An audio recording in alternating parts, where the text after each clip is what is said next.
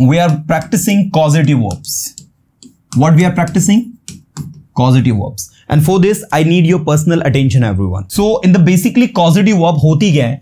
Causative verb है ना, verb cause से बना है. Cause का मतलब समझते हो, किसी चीज को उत्पन्न करना, प्रोड्यूस करना, पैदा करना. तो ऐसे ही causative verb क्या होती है? किसी verb के आगे लगकर उसके मीनिंग को चेंज कर देती है, उसके मीनिंग को कुछ नया मीनिंग बना देती है. So that situation is these verbs, you know, जो कि इस तरीके का सिचुएशन को क्रिएट करती है, उन verbs को नाम हमने रखा causative verbs. इनमें मेनली जो verbs आती हैं आपकी, वो होती है keep, start, stop, let, make, get, है ना, ये आपके कॉजेटिव वर्ब्स होती हैं. हेल्प, ये सारी वर्ब्स आपकी कॉजेटिव होती हैं. इनमें से आपको ध्यान देने वाली बात यह है कि कीप के बाद अगर वर्ब लगाओगे तो उसमें आईएनजी लगेगा. स्टार्ट के बाद वर्ब लगाओगे तो भी उसमें आईएनजी लगेगा. स्टॉप के बाद वर्ब लगाओगे उसमें आईएनजी लगेगा. लेट के बाद V1, मेक के बाद भी V1, गेट के बाद V3 और हेल्प के बाद भी V1, है ना. तो V1 वाली जो वर्ब है वो 3 है, मेक, लेट और हेल्प. आईएनजी वाली 3 है, कीप, स्टार्ट और स्टॉप. और V3 वाली जो वर्ब है वो आपकी है गेट, है ना. तो भाई ये ऐसे भी आप इसको याद रख सकते हैं. अब इनका एक सिंपल सा फंडा मैं आपको बताता हूं जो आपको समझना है. जब आप कोई काम करते हैं, जैसे आपने कहा I speak English, this is from present simple tense. इसका मतलब हो रहा है कि मैं इंग्लिश बोलता हूं. लेकिन जब आप इसमें कीप लगा देंगे ना, तो इसका मीनिंग चेंज हो जाएगा. अब आपको यह बोलना होगा I keep speaking English. Now you can see the difference. जहां आपने कीप यूज किया, ये सेंटेंस वही है, प्रेजेंट सिंपल टेंस ही है. ये भी प्रेजेंट सिंपल टेंस, ये भी प्रेजेंट सिंपल टेंस. आप कहोगे सर प्रेजेंट सिंपल टेंस में आईएनजी थोड़ा लगता है. भाई यहां आईएनजी नहीं लगाया हमने, आईएनजी कीप के बाद जो वर्ब आ रही है उसमें लगाया. तो जब आप कहोगे मैं इंग्लिश बोलता हूं, मैं इसका हिंदी भी लिख देता हूं ताकि आपको एक एक चीज बहुत अच्छे समझ में आए. मैं इंग्लिश बोलता हूं, ठीक है, तो आप इंग्लिश में कहेंगे आई स्पीक इंग्लिश, है ना. लेकिन जब आप कहोगे आई कीप स्पीकिंग इंग्लिश, तो इसका मतलब होगा मैं इंग्लिश बोलते रहता हूं. मतलब आपको यह ध्यान देना है कि कीप मतलब होता है किसी काम को करते रहना. स्टार्ट मतलब होता है किसी काम को शुरू करना. स्टॉप मतलब होता है किसी काम को बंद करना. लेट मतलब होता है किसी को कोई काम करने देना. मेक मतलब होता है किसी से कोई काम करवाना. गेट मतलब भी होता है किसी से कोई काम करवाना. और हेल्प मतलब होता है किसी की कोई काम करने में मदद करना. अब आप देख सकते हैं कीप रहना, जो काम करते रहते हैं. मैंने कहा बोलो स्पीक, बोलते रहो कीप स्पीकिंग. लिखो राइट, लिखते रहो कीप राइटिंग. सुनो लिसन, सुनते रहो कीप लिसनिंग. समझो अंडरस्टैंड, समझते रहो कीप अंडरस्टैंडिंग. बोलो स्पीक, बोलते रहो कीप स्पीकिंग.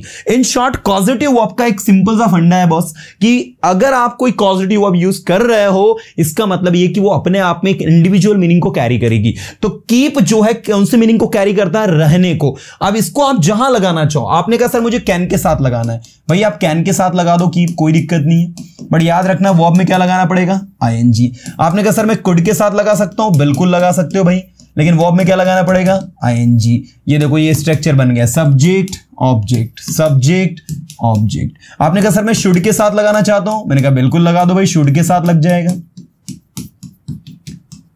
मीनिंग रहना ही निकलेगा, इस बात का ध्यान देना. देखो कैसे, मैंने कहा तुम इंग्लिश बोलते रह सकते हो, तुम इंग्लिश बोलते रह सकते थे, तुम्हें इंग्लिश बोलते रहना चाहिए.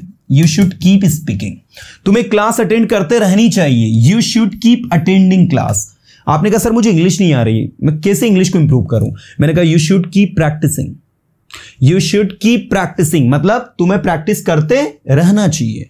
You should keep attending class regularly, आपको रोज क्लास अटेंड करते रहनी चाहिए.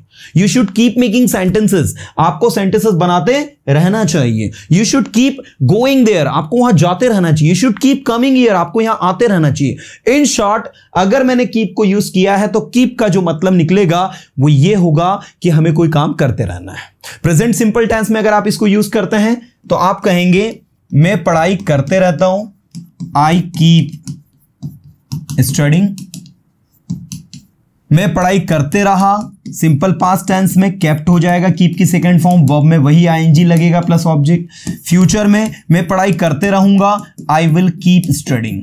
मैं वहां जाते रहूंगा, I will keep going there. मैं यहां आते रहूंगा, I will keep coming here. This is the way to understand, right. चलिए, मैं चाहूंगा एक एक स्टूडेंट अटेंशन पूरा दे। तो पहली कॉजेटिव वर्ब क्या कम समझी हमने? कीप। कीप का मतलब क्या होता है? रहना।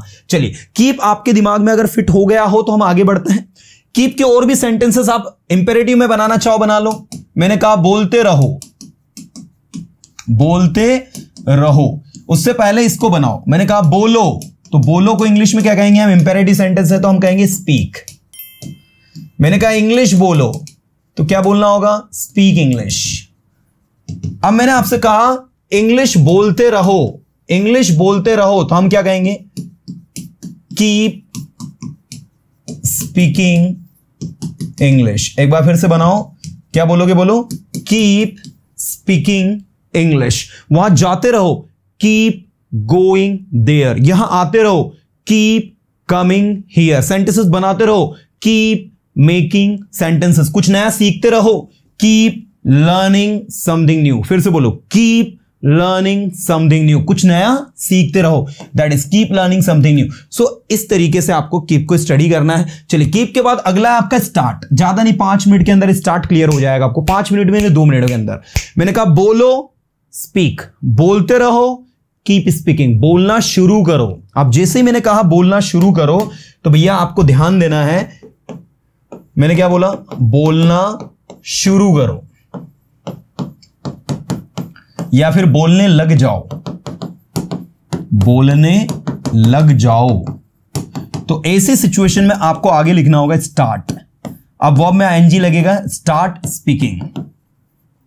स्टार्ट स्पीकिंग, बोलने लग जाओ, स्टार्ट स्पीकिंग। आपने कहा मैंने पर्सोना इंस्टीट्यूट का ऑनलाइन कोर्स ज्वाइन करने के बाद इंग्लिश बोलना शुरू कर दिया है। तो मैंने इंग्लिश बोलना शुरू कर दिया है। आई हैव स्टार्टेड, बोलकर देखो एक बार। I have started speaking English. I have started speaking English after joining Persona institute's online classes. ठीक है, I have started speaking English after joining Persona institute's online classes. Persona institute की online classes join करने के बाद I have started speaking, you can see V3 I have used. Have के बाद V3 और फिर उसमें वर्ब में आईएनजी लगाया हमने, क्योंकि स्टार्ट के बाद भी वर्ब में आईएनजी लगता है। तो स्टार्ट मतलब क्या होता है? कोई काम शुरू कर देना। आप पढ़ाई करना शुरू कर सकते हो, यू कैन स्टार्ट स्टडिंग। आपको वहां जाना शुरू कर देना चाहिए, you should start going there. आपने कहा सर मुझे इंग्लिश नहीं आ रही, मैं क्या करूं? मैंने कहा आपको है ना सेंटेंसेस बनाना शुरू कर देना चाहिए। Now you should start making sentences. अब आपको इंग्लिश बोलना शुरू कर देना चाहिए। आज आपको 20 डेज हो गए हैं। Now today you have completed 20 days. Now you should start speaking English. अब आपको पढ़ाई करना शुरू कर देना चाहिए, क्योंकि आपकी एग्जाम आने वाली है। Now you should start studying because your exam is about to come, that's why. So जो काम करना शुरू कर देना चाहिए उसके लिए स्टार्ट, जो काम करना बंद कर देना चाहिए। जैसे आपने कहा बोलना बंद करो, स्टॉप स्पीकिंग। बोलना शुरू करो, स्टार्ट स्पीकिंग। शुरू स्टार्ट, बंद स्टॉप। मैंने वहां जाना बंद कर दिया है। अब कहीं पर आपने जाना बंद कर दिया, आप क्या कहोगे? पास्ट परफेक्ट में I have stopped going there. ठीक है, मैंने सेंटेंसेस बनाना बंद कर दिया है। I have stopped making sentences. मैंने उससे बात करना बंद कर दिया है। I have stopped talking to him. मैंने लिखना बंद कर दिया। I have stopped writing. I have stopped writing. मैंने लिखना बंद कर दिया। तो बंद करने के लिए स्टॉप आपका यूज होता है। ऐसे ही होता है किसी को कोई काम करने देना। मैंने कहा उसे बोलने दो, लेट हिम स्पीक। उसे जाने दो, लेट हिम गो। उसे आने दो, लेट हिम कम। उसे पढ़ाई करने दो, लेट हिम स्टडी। उसे सोचने दो, लेट हिम थिंक। मैं उसे सोचने दूंगा, लेकिन मेरी एक शर्त है, सोचने दूंगा, I will let him think. मैं उसे जाने दूंगा, I will late him go. I will late him go, but I have a condition. But I have a condition, लेकिन मेरी क्या है? शर्त है। आपने कहा मुझे जाने दो, मैं लेट हो रहा हूं, मुझे जाने दो तो लेट मी गो। याद रखना, लेट के बाद में ना, ये लेट एक ऐसी कॉजेटिव वर्ब है जिसमें वर्ब के बीच में है और लेट के बीच में यहां पर ऑब्जेक्टिव केस आता है, पर्सन आता है। पर्सन मतलब जिस व्यक्ति को काम करने देना है वो आता है। वो नहीं आया तो कोई दिक्कत नहीं। मैंने कहा जियो लीव, जीने दो, लेट लीव। अब देखो लेट लीव में कुछ आया के बीच में नहीं आया। मैंने कहा बोलो और बोलने दो, बोलो और बोलने दो, जियो और जीने दो, जियो और जीने दो, ठीक है। खाओ और खाने दो, खाओ और खाने दो। अब इन तीनों को इंग्लिश बनाओ, क्या बनेगा? बोलो मतलब क्या होगा? Speak, speak and let speak, है ना। जियो और जीने दो क्या कहोगे? Leave and let leave. खाओ और खाने दो क्या कहोगे? ईट एंड लेट ईट, ठीक है। ईट एंड लेट ईट, खाओ और खाने दो। ये इस तरीके से आपका चलता है ना। आपने कहा मैं उसे खाना खाने नहीं दूंगा, I will not let him eat food, क्योंकि जब मैं खाना खा रहा था उसने मुझे खाना नहीं खाने दिया था। Because when I was eating he did not let me eat food, क्योंकि जब मैं खा रहा था तब उसने मुझे नहीं खाने दिया था। That's why I will not let him eat food, इसलिए मैं उसे खाना खाने नहीं दूंगा। उसे पढ़ाई करने दो, डिस्टर्ब मत करो, don't disturb him, let him study. मैं उसे पढ़ाई करने नहीं दूंगा, I will not let him study. मैं उसे नहीं जाने दूंगा, I will not let him go. मैं उसे सेंटेंसेस नहीं बनाने दूंगा, I will not let him make sentences, I will not let him make sentences. मैं आपको वहां जाने दूंगा, I will let you go there, I will let you go there. मैं आपको यहां आने दूंगा, I will let you come here. आप मुझे यहां आने नहीं दे सकते, you can't let me come here. मैं जानता हूं, I know this is the way to use. तो भैया ये था आपका लेट, कोई बड़ी डील नहीं है, छोटी सी कॉजेटिव वर्ब है। लेट भी हो गया, स्टॉप भी हो गया, स्टार्ट भी हो गया, कीप भी हो गया। अगला है मेक। और मेक और गेट में दोनों एक साथ आपको बताता हूं, पूरा अटेंशन देना। मेक और गेट आपको सबको एक झटके में समझ में आ जाएगा, है ना। तो आप ऐसा समझो इसको, मेक में भी किसी से कोई काम आप करते नहीं, करवाते हैं। और गेट में भी आप खुद नहीं करते, किसी से कोई काम करवाते हैं, ठीक है। तो एक चीज आप याद रखो कि मेक के साथ में पर्सन लगाना है आपको, और गेट के साथ पर्सन नहीं लगाना है। जैसे मैंने कहा, फॉर एग्जाम्पल ध्यान देना, मैं आपसे इंग्लिश बुलवाऊंगा, मैं नहीं बोलूंगा, मैं आपसे इंग्लिश बुलवाऊंगा। आपने कहा मेरी मम्मी मुझसे घर का काम करवाएगी। देखो, मेरी मम्मी घर का काम करेगी तो ये तो आपका एक्टिव में सिंपल सेंटेंस है, my mother will do house hold work. लेकिन मेरी मम्मी मुझसे घर का काम करवाएगी, यह इसको मेक में बनाना है आपको। और इसका एक सिंपल सा फंडा है, वो याद रख लेना। क्या है वो? सबसे पहले हेल्पिंग वर्ब लगाना, उसके बाद में मेक या मेक्स जो लगाना वो लगाना, ठीक है ना। इसके बाद में जो वो पर्सन है जिससे काम करवा रही है वो लगाना, उसके बाद वर्ब की फर्स्ट फॉर्म लगाना, और फिर अगर कोई ऑब्जेक्ट हो तो वो आना। जैसे मेरी मम्मी मुझसे घर का सारा काम करवाएगी या घर का काम करवाएगी, तो माई मदर क्या बनाओगे इंग्लिश में? माई मदर करवाएगी तो क्या बनेगा? Will. My mother will make me, अब वर्ब आएगी, ये मी लग गया ऑब्जेक्टिव केस के तौर पर, डू, वर्ब आ गई all the household work, all the household work. All the household work मतलब घर का सारा काम। ऐसे ही मैं आपसे इंग्लिश बुलवाऊंगा, I will make you speak English, I will make you speak English. मैं आपसे सेंटेंसेस बनवाऊंगा, I will make you make sentences. मैं आपसे घर का सारा काम करवाऊंगा, I will make you do all the household work. मैं आपसे लिखवाऊंगा, मैं नहीं लिखूंगा, आई will make you right, I will not right my self, I will make you right. मैं आपसे ये घर साफ करवाऊंगा, I will make you clean this house, I will not clean it, I will make you clean this house. So here in make आप किसी से काम करवाते हो, जो पर्सन है वो भी उसमें दिया रहता है। आपको पता है, कल रात मेरी मम्मी ने मुझसे खाना बनवाया। Do you know, last night my mother made me cook food.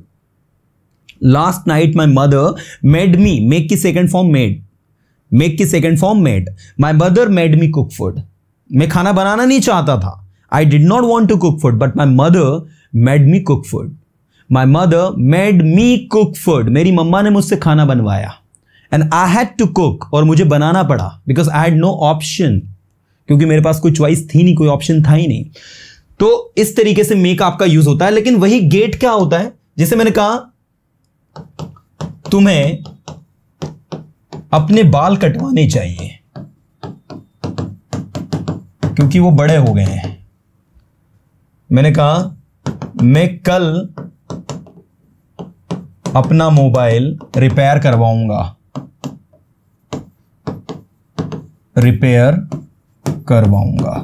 अब मुझे आप बताएं यहां पर कोई पर्सन दिया है क्या? देखो ना, दोनों सेंटेंस में तुम्हें अपने बाल कटवाने चाहिए, मैंने थोड़ी लिखा कि तुम्हें अपने बाल रामू काका से कटवाने चाहिए, इससे कटवाने, ऐसा कुछ नहीं लिखा है। तुम्हें अपने बाल कटवाने चाहिए, तो यू शुड गेट, और गेट के बाद में ऑब्जेक्ट आएगा। गेट के लिए ऑब्जेक्ट क्या है? अपने बाल, मतलब योर हेयर। हेयर के बाद वो आपकी third form cut. You should get your hair cut. मैं कल अपना मोबाइल रिपेयर करवाऊंगा, तो करवाऊंगा मतलब I will get my cell phone, repaired tomorrow. अब देख सकते हैं dear students, I will get my cell phone repaired tomorrow. मैंने अपना सेल फोन कल ही रिपेयर करवाया। I got my cell phone repaired yesterday and it has broken down again, और ये फिर से खराब हो गया है। मैंने रवि से सेंटेंसेस बनवाए, तो अब ये इसमें बनेगा, लेकिन मैंने सेंटेंसेस बनवाए तो आई गॉट सेंटेंसेस मेड। अब देख सकते हैं मेक की थर्ड फॉर्म लगाई हमने, है ना। मैंने घर पूरा साफ करवाया, I got my all house की बजाय एंटायर हाउस कर देना, ये ज्यादा सही माना जाएगा। आई got my entire house cleaned, और मैंने रवि से अपना सारा घर साफ करवाया, तो I made Ravi to clean my house. मैंने रवि से अपना घर साफ करवाया, और मैंने अपना घर साफ करवाया, सिर्फ इतना बोला मैंने, तो I got my house cleaned. वैसे तो इसमें भी आप लिख सकते थे I got my house cleaned by Ravi, वो अलग सिचुएशन है, मैं नहीं बताता क्योंकि उससे आप कंफ्यूज हो जाओगे। इसलिए मैंने अपने स्टूडेंट्स को ये बताता हूं, भैया गेट कहां लगाओ? जहां पर ऑब्जेक्ट पर्सन नहीं दिया हो। मेक कहां लगाओ? जहां पर पर्सन दिया हो, ताकि स्टूडेंट कंफ्यूज ना हो। ठीक है ना। चलो अभी मैं आपसे कुछ सेंटेंसेस पूछता हूं जिनके आपको आंसर देना है। तो अब देखो यहां पर सिचुएशन क्या है। टीचर ने बच्चों से सेंटेंसेस बनवाए, तो teacher made the children, object दिया भैया इसलिए made the children make sentences. इसमें दो बार मेक मेड आ रहा है, एक है काम करवाने वाला मेक और दूसरा है सेंटेंसेस बनाने वाला मेक। ठीक है ना। तो teacher made the children make sentences, ये आपका आएगा। दूसरा, कल रात मेरी मम्मी ने मुझसे खाना बनवाया। कल रात को इंग्लिश में कहेंगे last night. Last night adverb time है, last night, yesterday, tomorrow, last week. इनको आप या तो सेंटेंस के शुरू में रख दिया करो या फिर सेंटेंस के सबसे आखिरी में, बीच में कहीं मत लगाया करो, है ना। तो last night my mother made me cook food, यही बनाया था। देखो एक बार ऐसे देखो। अगला नेक्स्ट, वे सभी कल अपने घर को पेंट करवाएंगे। वे सभी, they all will get their house painted. ठीक है। पेंट की थर्ड फॉर्म क्या हो जाएगी? पेंटेड। पेंट आपकी वर्ब हो गई तो उसकी थर्ड फॉर्म पेंटेड हो जाएगी और गेट लग जाएगा। नेक्स्ट, हमने उसे वहां भिजवाया। We made him send there. एक बार फिर से देखो, मेड क्यों लगाया हमने? क्योंकि भेजा नहीं, भिजवाया। हमने उसे भेजा तो हम क्या बोलते हैं? We sent him. हमने उसे भेजा, वी सेंट हिम। हमने उसे भिजवाया, we made him send him. We made him send there. ठीक है। और हमने उसे वहां भेजा, वी सेंट हिम देयर। दोनों में बहुत बड़ा डिफरेंस है। यहां पर भेज हम रहे हैं, यहां पर हम भिजवा रहे हैं, हम नहीं भेज रहे हैं। हम तो भिजवाने का काम कर रहे हैं, कोई भेज तो कोई और व्यक्ति रहा है ना। तो इस तरीके से आपका काम, इस तरीके से आपके सेंटेंसेस बनते हैं, है ना। तो उम्मीद करता हूं कि ये कॉजेटिव वर्ब्स आपके दिमाग में क्लिक हुई होगी। इसके अलावा एक और पॉजिटिव वर्ब होती है हेल्प। भाई हेल्प अपने आप में बहुत सरल है, मदद करना। मैंने कहा इंग्लिश आपको जॉब प्राप्त करने में मदद करेगी, तो English will help you get the job. याद रखना हेल्प के साथ टू नहीं लगता, इसलिए यू के जस्ट बाद वर्ब की फर्स्ट फॉर्म लगाना है।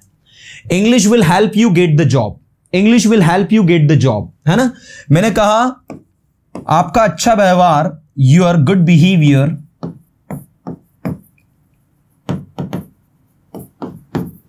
Helps maintain good relations. ठीक है, ये देखो हेल्प्स के बाद हमने मेंटेन लिखा, टू मत लगाना, हेल्प के साथ टू नहीं लगाएंगे हम। Your good behaviours helps maintain good relations. आपका अच्छा व्यवहार अच्छे संबंधों को मेंटेन करने में सहायता करता है, हेल्प करता है। ठीक है ना। तो हेल्प इस तरीके से एक पॉजिटिव वर्ब है, बहुत सिंपल सी है, साधारण सी है। ठीक है ना, जैसे आप लेट को यूज करते हैं वैसे आप हेल्प को भी यूज कर सकते हैं, नॉट अ बिग डील। तो ये सारी की सारी पॉजिटिव वर्ब्स आपकी बड़ी ही आसान तरीके से हमने समझ लिया, आसान भाषा में आपको समझ में आ गई होगी, उम्मीद करता हूं, क्योंकि अपने आप में कोई बहुत बड़ी डील नहीं है। They are very easy, they are very simple and you guys can easily do it. So I don't think कि आपको किसी प्रकार की कोई हार्डशिप या प्रॉब्लम आई होगी। But one thing I would say कि अगर आप इसको मल्टीपल टाइम प्रैक्टिस करते हो, ज़्यादा से ज़्यादा सेंटेंसेस बनाते हो, then it's going to be easy.